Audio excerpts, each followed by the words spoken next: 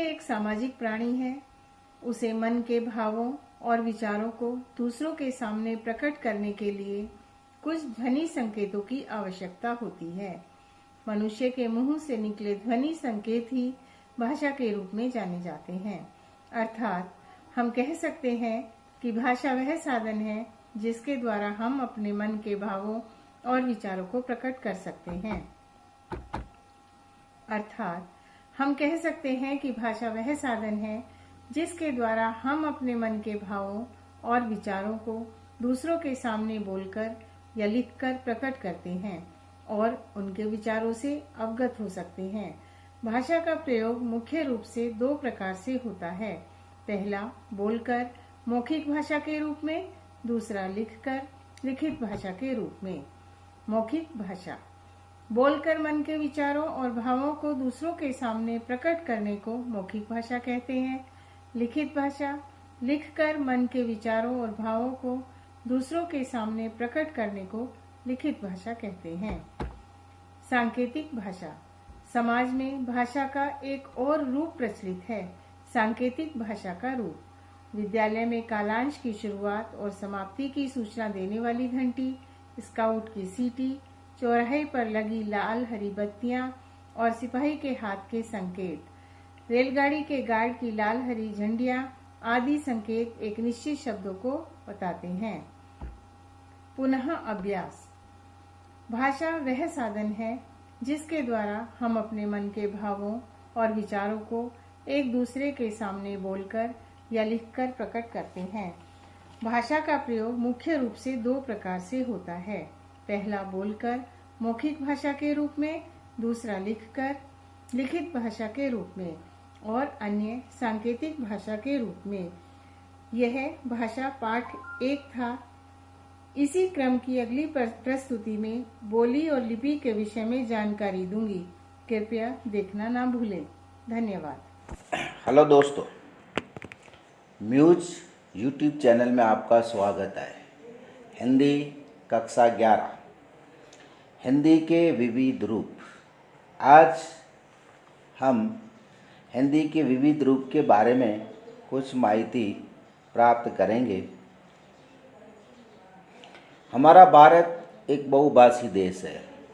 यहाँ बंगला, असमिया, उड़िया, हिंदी, मराठी, गुजराती, कश्मीरी, तमिल, तेलुगु, कन्नड़, मलयालम, कोंकणी, सिंधी, पंजाबी इत्यादि भाषाएं बोली जाती है। हिंदी देश के एक बड़े भूभाग में बोली जाती है। हम जिसे आज हिंदी कहते हैं, वास्तव में वो हिंदी की एक बोली, खड़ी बोली का विकसित रूप है। यह दिल्ली, मेरठ, सहारनपुर के आसपास बोली जाने वाली बोली है। इस खड़ी बोली में अन्य बोलियों के तत्वों का समायोजन करके हिंदी भाषा बनी है।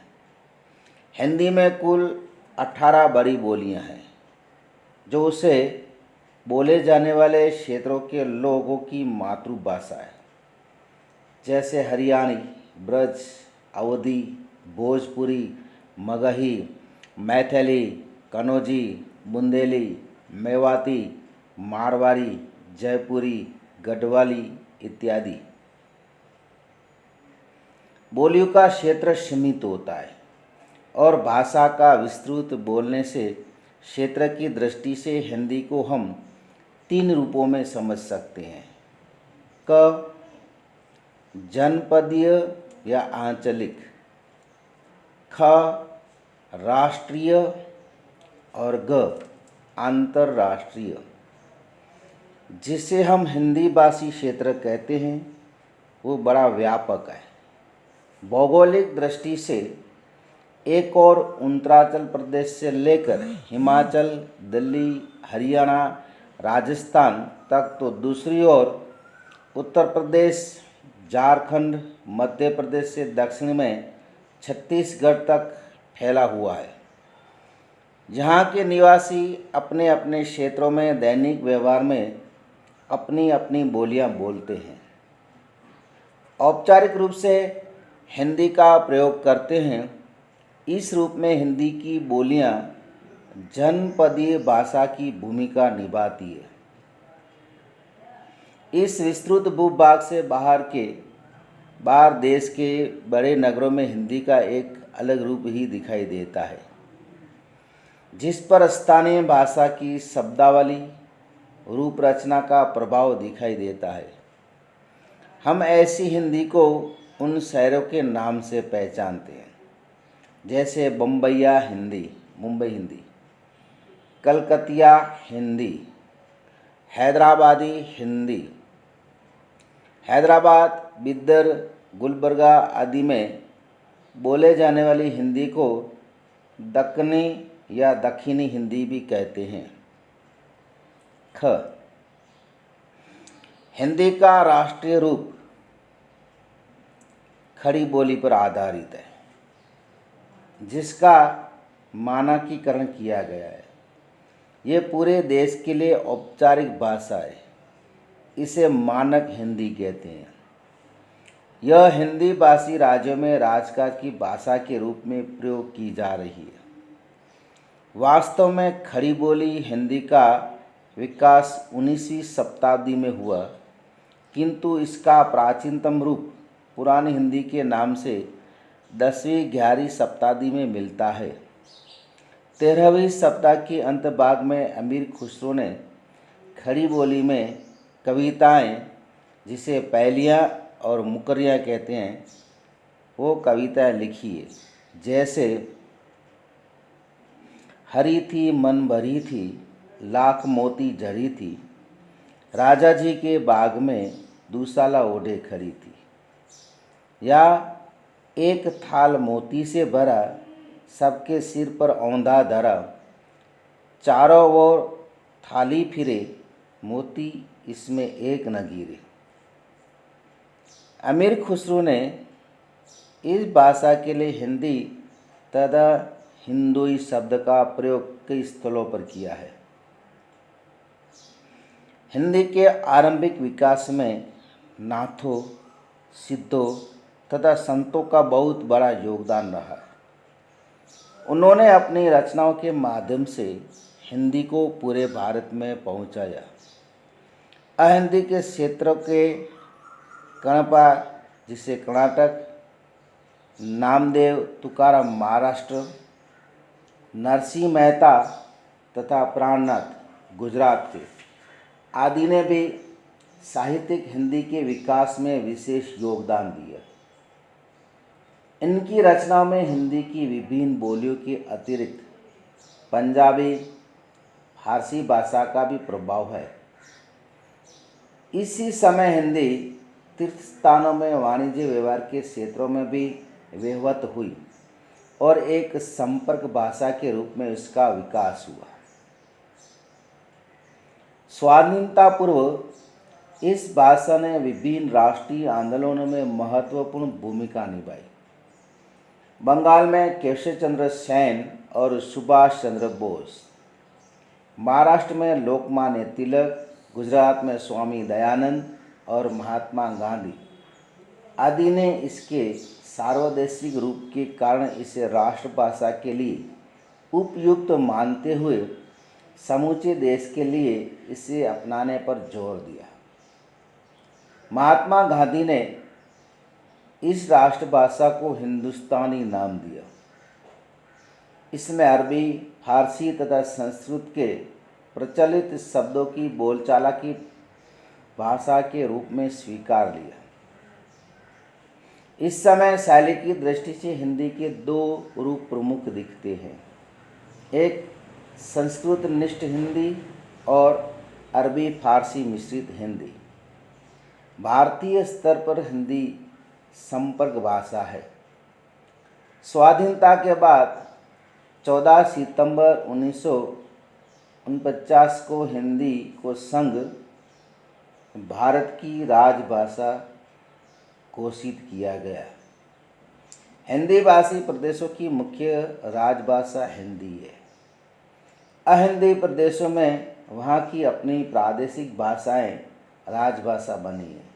जैसे गुजरात में गुजराती, महाराष्ट्र में मराठी, तमिलनाडु में तमिल तथा कर्नाटक में कन्नड़ इत्यादि। कुछ राज्यों ने हिंदी या उर्दू को अपनी दूसरी राजभाषा घोषित किया। पूरे भारत के स्तर पर हिंदी का व्यवहार क्षेत्र सामाजिक, साहित्यिक, शैक्षणिक, वैज्ञानिक, वाणिज्यिक एवं प्रशासनिक आदि विभिन्न क्षेत्रों के कार्य क्षेत्रों तक फैला हुआ है। इनमें सामाजिक, साहित्यिक और शैक्षिक क्षेत्रों की भाषा प्रायः जन भाषा के अधिक निकट है, जबकि वैज्ञानिक, वाणिज्यिक, प्रशासनिक आदि क्षेत्रों की भाषा तकनीकी भाषा है। इस दृष्टि से हिंदी के मुख्यतः दो रूप दिखाई देते हैं। एक, जन व्यवहार की हिंदी। दो, प्रयोजन कारक कार्य क्षेत्रों की हिंदी। एक, जन व्यवहार की हिंदी के क्षेत्र। सामाजिक संदर्भों तथा व्यवहारिक क्षेत्रों में प्रयोग होने वाली हिंदी के मौखिक तथा लिखित दो रूप मिलते हैं। कार्य क्षेत्र के अनुरूप इनका रूप भी अलग अलग होता है। जन व्यवहार की हिंदी के प्रमुख क्षेत्र निम्नलिखित है। एक, सरकारी अधिकारियों, कर्मचारियों और सामान्य जनता के बीच संवाद। दो, सभा समारोह का संचालन। तीन, किसी सूचना की उद्घोषणा। चार, चुनाव प्रचार के व्याख्यान। पाँच, किसी मैच या घटना का आंखों देखा हाल। छः, समाचार लेखन या वांचन, आकाशवाणी, टेलीविज़न। सात, समस्या निराकरण हेतु विभिन्न विभागों, बैंक, पोस्ट ऑफिस या रेलवे आदि से संबंधित पत्र व्यवहार। आठ, फिल्म आदि से संबंधित पत्र व्यवहार। इनकी शैली औपचारिक, अनौपचारिक या आत्मीय हो सकती है। दो, प्रयोजनपरक कार्य क्षेत्रों की हिंदी। किसी भी देश के शासन के लिए स्वीकृत भाषा राजभाषा कहलाती है। राजभाषा के रूप में हिंदी भाषा कुछ विशिष्ट प्रयोजन के लिए प्रयुक्त होती है। हिंदी के इस रूप को प्रयोजनमूलक हिंदी के रूप में जाना जाता है। इसकी विस्तृत चर्चा अगले प्रकरण में की जाएगी। आज हिंदी का प्रयोग अंतर्राष्ट्रीय स्तर पर भी हो रहा है। भारत के बाहर फिजी, मॉरिशस, सूरीनाम, त्रिनिदाद और गुयाना आदि देशों में भारतीय मूल के निवासी सांस्कृतिक महत्व की दृष्टि से हिंदी का प्रयोग कर रहे हैं। यूरोप के देशों, ऑस्ट्रिया और एशिया महाद्वीप के अनेक देशों में जैसे चीन, जापान, कोरिया आदि में विश्वविद्यालय स्तर पर हिंदी का अध्ययन कार्य हो रहा है।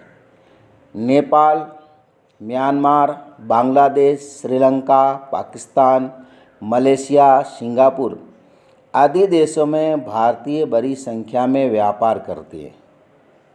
उनके जीवन में हिंदी का महत्वपूर्ण स्थान है। संक्षेप में, आज हिंदी साहित्यिक भाषा होने के साथ साथ भारत की राजभाषा और संपर्क भाषा भी है। ये हमारी सामाजिक सांस्कृतिक एकता का माध्यम है। हिंदी में देश की सामाजिक संस्कृति की अभिव्यक्ति हुई है। दोस्तों, ये थी हिंदी के विविध रूप और इसके प्रश्न जो इस पाठ के अंतिम भाग में आपको दिए जाएंगे, वो उसके उत्तर आपको लिखने का है। तो ये मैं आपको पाठ के अंतिम भाग में पूर्ण होने पर आपको बता देता हूँ, जो हिंदी की नोटबुक के अंदर आपको लिखने का है।